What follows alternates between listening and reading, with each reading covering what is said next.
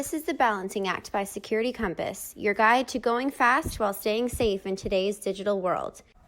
On Part 8 of Leaders in Product Security, Rohit Sethi, CEO at Security Compass, is joined by Matthew Bohne. Matthew is a Vice President and Chief Product Security Officer for Honeywell Corporation. He is responsible for leading the product cybersecurity and privacy program and strategy for Honeywell. He leads a global team of talented security professionals who use a secure by design and by default approach to enhance the security in the products we sell to our customers. Matthew has more than 17 years of experience developing and leading global product cybersecurity programs and teams in the industrial, oil and gas, buildings, consumer, nuclear, and pharmaceutical sectors. He is a sought-after speaker on cybersecurity and is active in the development of the ISA/IEC Global Cybersecurity Standards for industrial and nuclear systems. Hey, well, thanks for joining us today, Matt. Thanks a lot for having me. It's a great opportunity to speak about a topic that I'm near and dear to me and I'm very passionate about. For sure. Well, let's start with the basics of how you got into this. Can you tell us how you got into product security? Yeah, sure. Like many in our space, I've always had a passion for cybersecurity, and my career started up in the sort of IT/development world and evolved into engineering and software product development.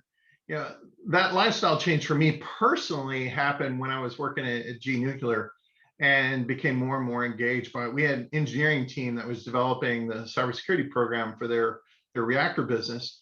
And I was getting drawn in to help lead that development of their cybersecurity architecture for their next generation power plants, nuclear power plants.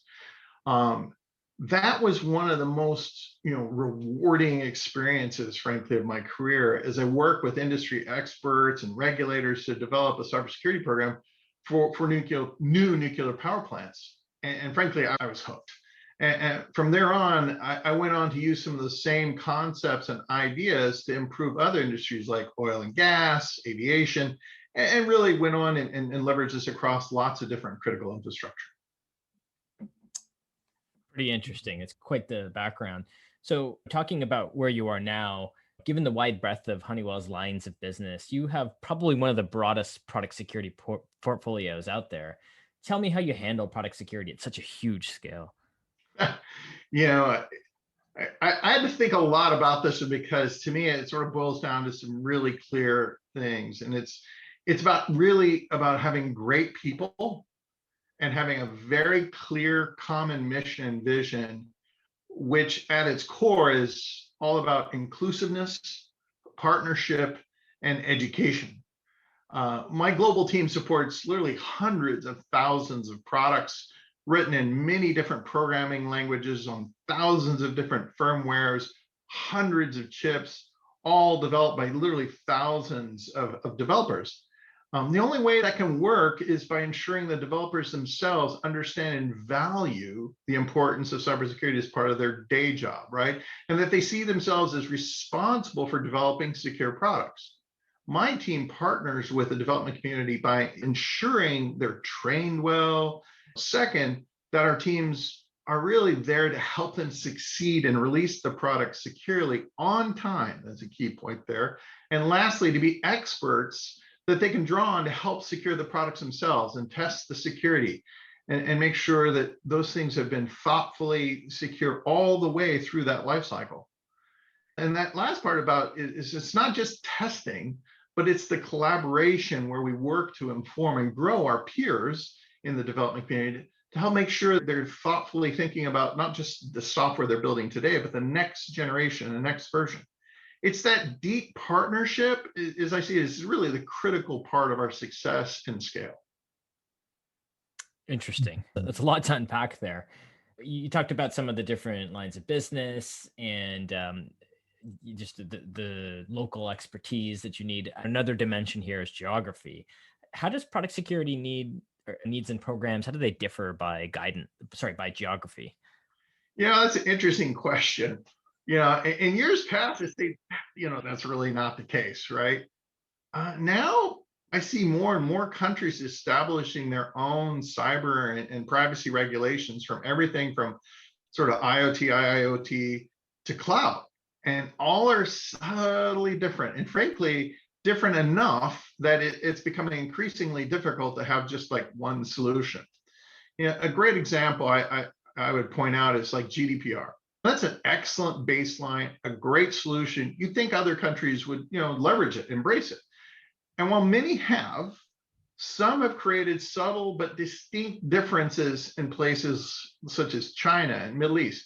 Even in the US, lacking a federal policy around privacy, the states started developing their own privacy laws and IoT laws, which, while having a common genome of protecting your privacy, ended up being just different enough that by state to state, and the results in having to build subtle features into your products and solutions to account for these geographical sort of requirements and differences.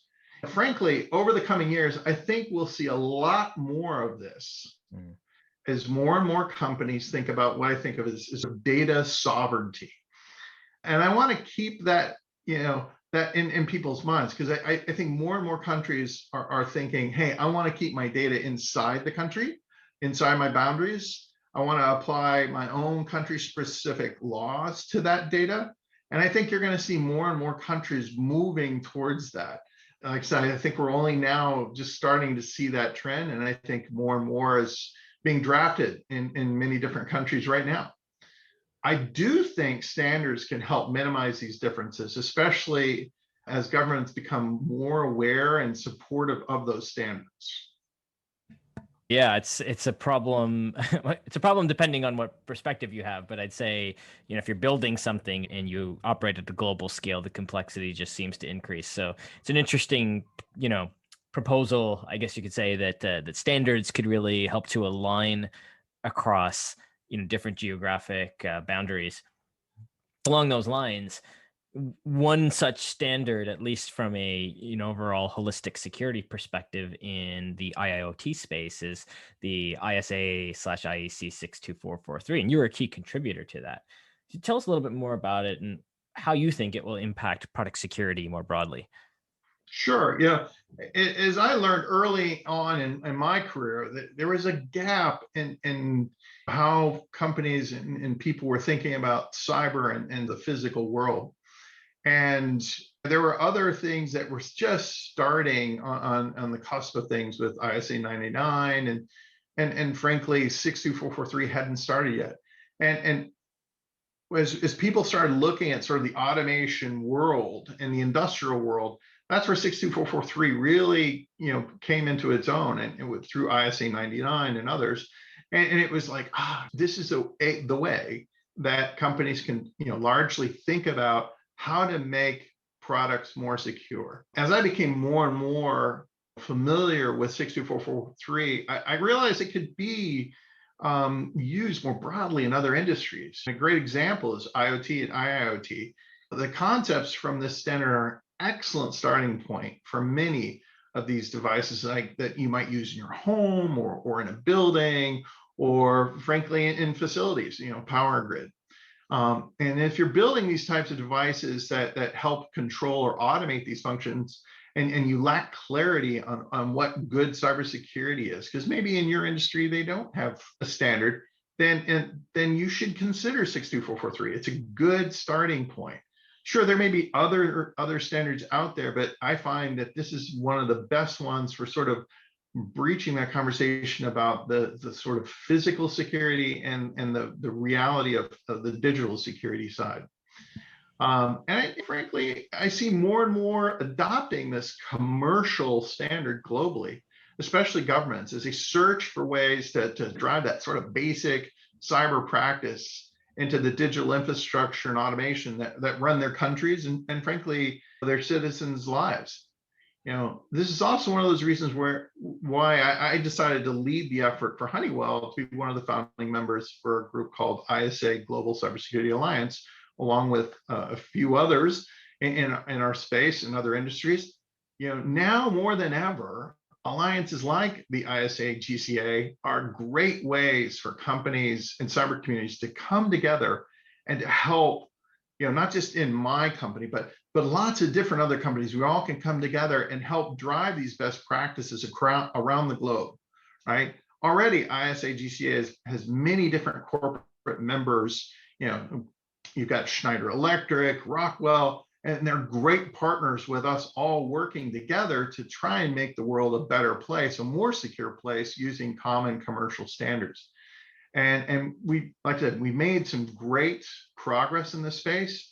And one of the things that we all sort of come at this is, we see this concept is cyber is a team sport. And we're not going to do this all alone. And it's going to require all of us driving together and using standards like this and communities like ISHECA to help build a common way for people to think about good cybersecurity.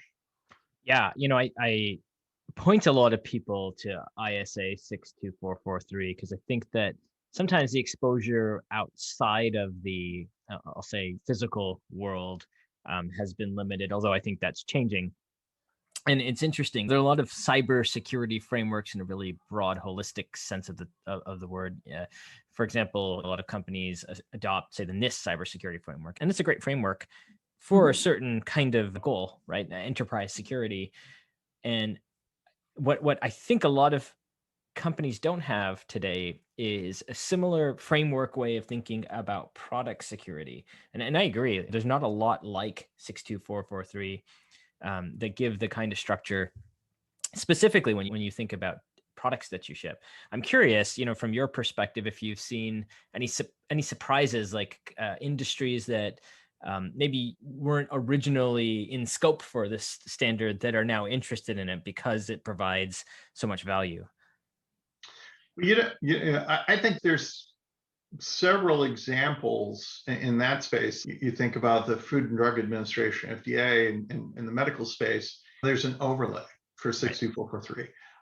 Buildings is in the industry I'm in for HBT, one of our businesses. There's an overlay there, and there's been some great white papers written up that sort of articulate how you can take that standard and make it work in these specific industries. And there's more. There's several new overlays that are being created now. In fact, there's a draft that we've been working on in terms of just a general one from IoT and IIoT that I think is going to be made available in really a near future, which again, just takes what is known in the 62443 space and helps others sort of understand it in a more comprehensive way that's meaningful in the language and framework that they're used to. That's great to hear from my perspective, at least when I think about all those teams that are forming product security and have to justify why they're setting a program a certain way, and maybe they haven't had the same sort of benchmarks to be able to look at. That the reach of 62443 is expanding. I think that'll be, like you said, a benefit to everybody. Well, absolutely. And frankly, especially in smaller companies, you don't have to go do everything, right? You start with pieces of it, and then build where it makes sense and take advantage of the parts that's most meaningful. There's layers. We often talk about in a standards world and certifications, we talk about bronze, silver, and gold. I also think of it as you have to think about it in how do you introduce yourself into those spaces? And maybe that's more dirt and rust levels. Early adopters, how do you get the basics of it without necessarily having to do all of it? And I think there's a road to that. And I think more and more companies need to understand what's enough for them to get started, and then to get them down the road of really fully being able to embrace it, because that takes time. It's like any other program that you might deploy in your company. Yeah, I hope that companies don't aspire to be dirt or rust level, but that might be where they start. Sounds good. So what about other compliance drivers? You mentioned some of the IoT regulation coming out. What role do you think that they're going to play with respect to shaping product security? I think there's a lot of different standards that are being developed out there. But I would say is if you're in this space, you have to get involved. And as I mentioned earlier, you should anticipate more aggressive cyber regulations globally. I know we think about this a lot, and you can clearly see that the secure development practices we use and our focus on incorporating great security and privacy into our design into our products. I mean, you can feel it in how we deploy and how we deliver. I also think you have to see there's more specialization, I think, that's coming and is already happening in cybersecurity standards. A simple one that I've seen recently was the auto industry. They've got ISO 21434, I think it is, around road vehicles, cybersecurity engineering. I believe that's still in draft. I think they're going to be releasing it later this year. It's a new IoT Cybersecurity Improvement Act is another one to think about. That one just got signed in December. There's a lot going on in this space, and I think you've got to be really conscious and engaged literally in it on a regular basis, because it is changing, it is evolving. And bottom line, I think if you want to stay competitive and relevant in today's world, you're going to have to embrace standards like ISA 62443 or the equivalent in your industry, and have a robust cybersecurity program that is really focused on the software and the hardware your company makes. Bottom line, that's the only way you're going to be successful. Well, it's interesting. You talked about a few industries that are having an overlay on 62443, and that there's equivalents to 62443. But I feel like there's also a bunch of industries that don't have it yet, or at least nothing that's quite equivalent. They might have cybersecurity guidance, again, that's more focused on, say, holistic enterprise security. From your perspective, what other industries do you think should be paying more attention to product security? Like maybe they are beginning to, but maybe aren't as advanced as some of the industries you mentioned. That's a good question. There are many, but I'd say first is people need to, really get engaged. I mean, whatever industry you're in, you need to go and get engaged in whatever the cybersecurity initiatives that are going on and help drive that. I try to get people to think about not just doing what's good enough in my job, but I mean, you have to think locally, act globally, and start doing things and getting involved, especially in this day and age where there's so much change around cyber regulations and standards. A great example I mentioned a little bit earlier is the automotive industry with ISO 21434. I think that's a really clever and standard, and it's really to help the development in the cybersecurity and the risks that you might find in cars and trucks. And I don't know about you, but especially with autonomous vehicles coming, right? The automotive industry is really fast approaching this point where all these cars are all going to need to talk with one another and to share information, a lot of information that perhaps we all hadn't thought about before. But in order for us to get that point where we have cars chatting with one another on the road, there's a whole new way that's going to have to happen. And I see standards like this brand new one that's coming out as being a great example where you're going to have to not only be thoughtful about what's today, but way off into the future. And to me, this is a great example where car makers and their supply chain should be flocking to that if they aren't already. And there's just so much energy in that space in terms of where governments want to go, where people want to have this technology because they want to have autonomous driving. That personally is one of the hot topic, as we all want to be able to make that drive to our office a little bit safer.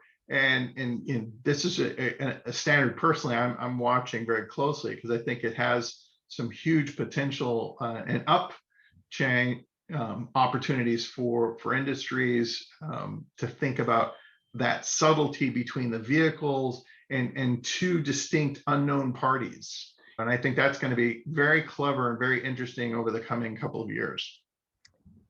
Yeah, I 100% agree with you. I'm watching that too and seeing if that starts to kick off a trend. Like you mentioned, it's not just the automotive manufacturers, the names we all know, but the entire supply chain that needs to think about that. And I'm true in lots of industries. And what strikes me, and from my perspective on this, is, for example, if I think about healthcare broadly, not necessarily specifically medical devices, there's quite stringent, I'd say, laws such as HIPAA High Tech Act that help to guide programs. But again, there's often a very specific perspective on enterprise security. And a lot of these laws and standards tend to try not to be prescriptive so that they can withstand changes in time and technology. But what we'll often find in practice is maybe less emphasis on things like integrating security in healthcare software, as people might expect. And that this is one of the things that I hope to see is, as we see 62443, you see what's happening in the automotive industry, you see what's happening in the payment industry, that things like healthcare, energy, utility, some of the other, I'll say, critical infrastructure, not so much the products or devices, but the utilities, let's say, even oil and gas, are taking the cue from what they're seeing in maybe the more leading industries, and that we'll see more emphasis on product security, especially the software providers that sell into those companies. And many of them are completely not regulated. They go through vendor risk assessments with their customers, but they don't necessarily have to comply the same way. So this is, like I said, something I think that's ripe for, I'll say, innovation. Yeah, I would agree with you. I think supply chain risk is a big one, and I think it's harder for companies to deal with because of the multi-tenancy, the complexity of many different vendors, and those vendors having vendors of their own, and just that larger thing that the consumer, which you yourself may be a vendor of, right? And I think there is a lot of energy right now from a regulation and standards, especially right now because of some of the things that have happened recently. And I think it's going to require some very holistic, thoughtful decisions, and it's going to require some technology that perhaps people haven't been as focused on. Things like software bill of materials to, hey, how do we ensure that some third-party suppliers are thinking about this?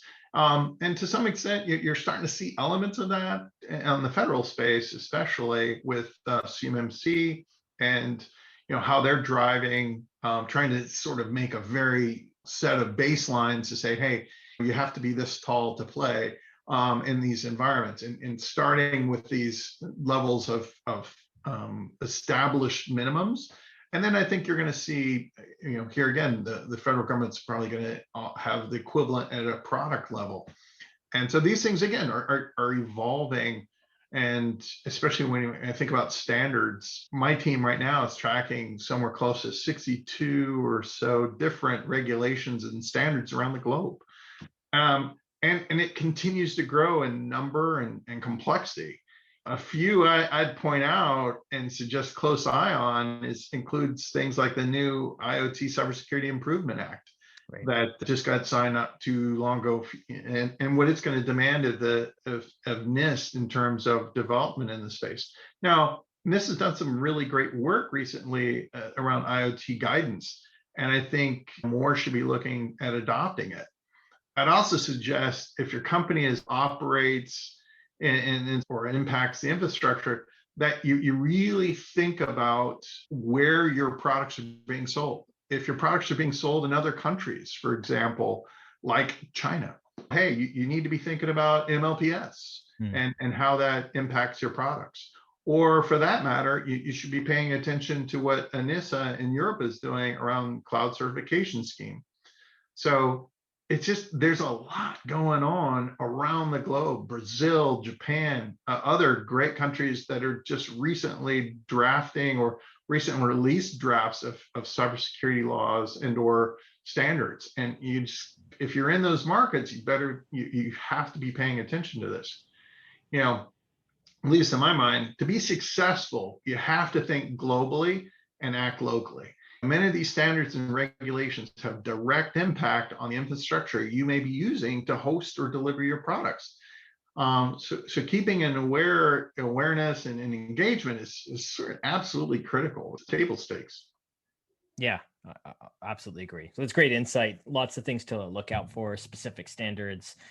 I guess thinking to a company that's maybe just getting started with product security, what advice would you give them? That's a good question. I'd say don't just focus on the technology and writing policy, right? I think a lot of people fall back on their sort of technical chops, their skill, which is great. It's important. But my own experience is, yes, you have to have all that, but build the relationships with the development and the business leadership, right? Who and wherever they may be, right? And you got to gain their support and buy-in to both fund the work that you're doing and also sustain it. And I think too many times people who are establishing these sorts of programs neglect that, right? They're so busy writing, hey, I've got the policy, I've got the technology, and they miss that whole building those relationships, and it becomes a really hard sell, right? In my mind, it's about building that collaborative partnership with the development community as well. You've got to be able to have that relationship with in our case, it's engineering, software developers, and you in the cybersecurity community, and it should be a real partnership, right? A peer community level. Where I've seen a lot of leaders fails because they only saw this as a game of compliance, right? And frankly, this has to be more than a compliance game, right? It has to be. This is the difference between bolting it on and baking it in. And to me, that means you have to be part of that process. A key success factor I've benefited personally from is always making a point to engage the senior leadership team on their role as stewards of our cyber program. And kind of how I think of it is by informing and educating at that level, you're helping them understand the unique role that cybersecurity plays in making products and systems. That means talking to your legal organization, HR, and helping all of those different people understand what you do and why their stewardship is important and how they fit into this larger initiative. And that way they can really be true stewards of the program. This ensures, in my experience, that you're better equipped to support the program. And this actually pays dividends when you talk about budget season, because when your whole leadership team and your organization all understands the values the importance of cybersecurity, then you're going to start getting funded effectively, resource effectively. And again, it goes right back to the point I made earlier, right? It can't be all about the technology and policy. You got to have that relationship. Does that make sense? It does. It's interesting. It makes it challenging to find the right kind of person, I think, to lead a program like this. Because so often, I think you're right, people look for technical prowess, and you need it to be able to build a product security function. But you also need this relationship management, ability to influence. Not many people who fit all those criteria. I'm curious from your perspective, how you think, let's say an organization that's just starting, if you were to advise a CEO or CTO of a company that was thinking about standing up product security, like what kind of skill sets would they look for? That's a great question. I'd say there's really three things I think you gotta find. One is obviously you got to find somebody who knows the space, right? So you have to be technically competent, Yeah. in this space and understand the difference between, SDLC, right? Software development lifecycle, who understands securing that versus securing a server, right? Because they're very different practices. The second is leadership.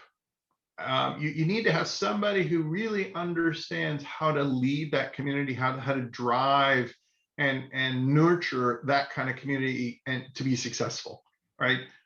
It can't be just, hey, I'm turning in my homework and get this done. You have to lead this, and it's something that then drives you to sort of the third element to me is you got to be able to sell this into your own organization, right? Understand their cadence, the speed at which your business operates and moves, and be able to integrate that into a meaningful way to the organization. And again, going back to the point about leadership, it also means being able to communicate at a level and minimizing the complexity of what we do. We have all these special words in the cyber community, right? SAST and DAS and things like, which mean nothing to somebody outside of it, right? You got to learn to be able to speak in the business language, and that's so important in terms of what you need to be looking for somebody to lead these sorts of roles.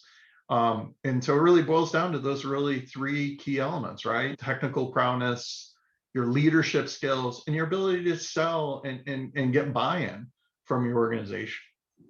And I think you could kind of reverse engineer that into career guidance for somebody who does want to take on a role like this, where they need to build up their skill sets if they have only some of it, like a lot of technical practitioners who may have the first experience you talked about. Building leadership skills and building the ability to sell don't always come naturally to people, and they certainly take a specific education and deliberate effort to master. Oh, absolutely. And you're dead on. People who want to get into this space, who want to lead these spaces, I think you definitely want to look at these three characteristics and where you should be thinking about how can you grow yourself to embrace this or to build on those key areas. You should. Mentorship, there's numerous mentorships out there that will help, even within your own business. I'm sure that there are mentors. And again, ISA GCA is another community. Become part of that community, get involved, and you'd be surprised how many people you can find in those environments that will help one another grow any one of these three key characteristics. That's great advice. And hopefully one day we'll all be able to meet at, conferences again, and you can do some face-to-face. I'm looking forward to that myself. Yes. All right. Well, this has been quite insightful, Matt. I really appreciate it. Is there anything else that you'd like the listeners to know? Yeah, the one thing I would say is lean in and really drive your product cybersecurity program strategically, and really focus on that partnership with the development leadership, while always being conscientious of the cadence of the business you're supporting. Different businesses have different regulators, different industry standards, which may impact their speed or adoption, right? And you got to be conscious of that. And I think one of the last sort of takeaways is that it's very easy to get frustrated because they're not moving as fast as I would like them to move. And the reality is there's a lot of factors that go into this. And you need to be listening to those factors and understand that, and then drive and keep the right tempo with your business to really drive this with the right level of intensity, and integrate that into the business thinking of your company. It's all part of that whole solution that you want to drive. And that's my whole point is really drive it as a solution, as part of your company's solution. Awesome. Well, I think that's great guidance. I think anybody who's new or quite frankly, even experienced in product security probably walked away with a lot of great tips here. So thanks again for joining, Matt. You bet. Happy to help. And as I always say, cybersecurity is a team sport. Sounds good. Thanks. Bye-bye. Want to learn about what Security Compass has to offer? Check out securitycompass.com/demo for a free demo today. Want more of The Balancing Act? Be sure to subscribe to our channel wherever you listen to podcasts for more episodes.